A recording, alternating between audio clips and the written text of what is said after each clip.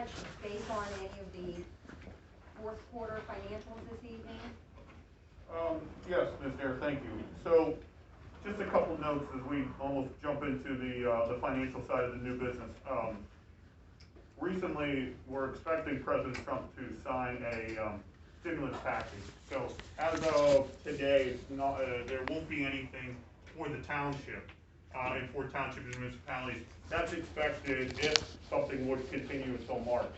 So, regards to the budget, you guys budgeted a month ago in similar capacity that our Congress signed off on a stimulus plan to put together a budget, that see where we are and spend money accordingly, depending on where the income is. So I thought the budget was well put together a month ago, given the fact that the Congress decided to do something similar, and we'll see what President Trump does. So that's the budget portion. On the financial side, township remains in good standing and good strength. Couple of the notes: your real estate tax collections have been thus far through November 30th, 90% to where your taxable amount is, which is exactly in similar capacity as the years before.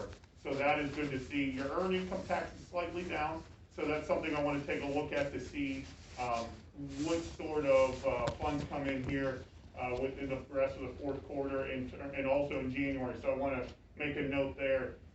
And just continue to monitor that, watch the spending as you guys have been doing and have budgeted for. But year to date, you guys have had a pretty good year, exactly how we thought, bolstered by some of the road damage payments you guys received. Now those were significant payments, and one of the downfalls of the governmental accounting is that due to COVID, you can't do any of those road repairs until next year.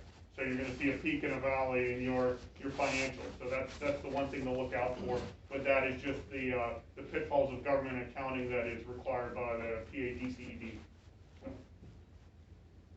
Perfect. Any questions for Frank? Is he going to talk about the budget? No, I don't think so. Okay. We can, if I can answer questions. Here's the point I want to make, because this has come up a number of times over the past couple of years. When you project a budget, you project the revenue for the township, and then the expenses have to match. The second-class township code does not permit us to carry a deficit budget into the next year.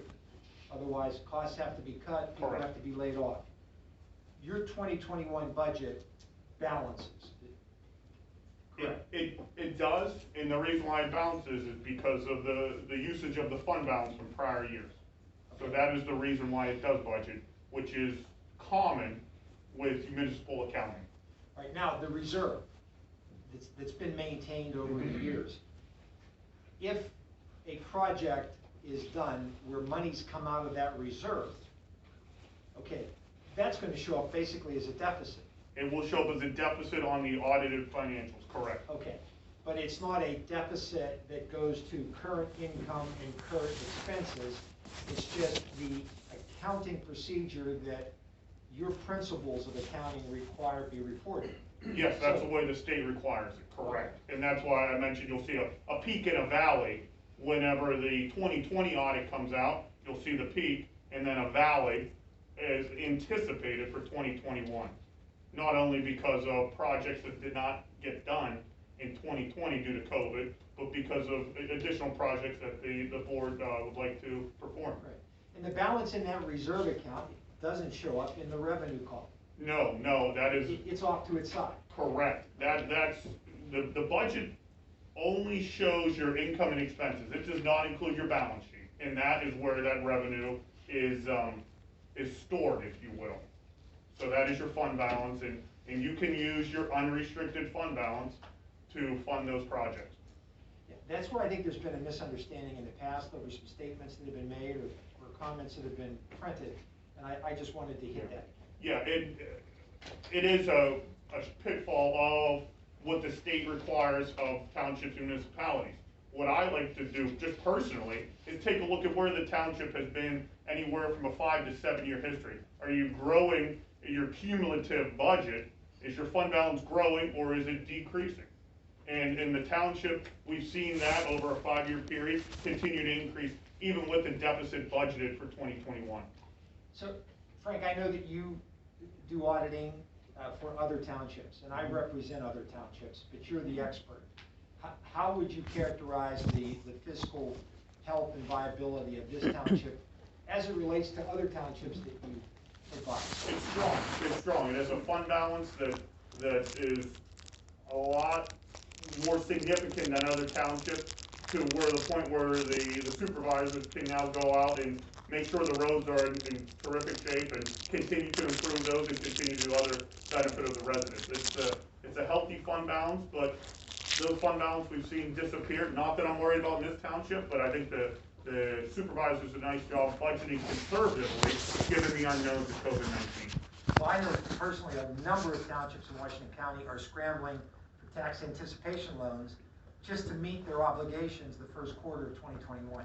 And this township isn't even close to that. Correct. I actually talked to an individual from a local bank regarding a tax anticipation notice, and regarding a different township, and this township came up in the back of my mind, just almost smirking that it's nothing that the township needs. Okay, that's all right. Excellent. And does any public member have a comment, being that Mr. Palermo was not on the agenda? Now's the time to ask questions on the budget. And I just want to make one more note that I did summarize just the comments that were gathered during the budget process, and we talked about them, but you guys have discussed adjusting your expenses depending on what revenue is.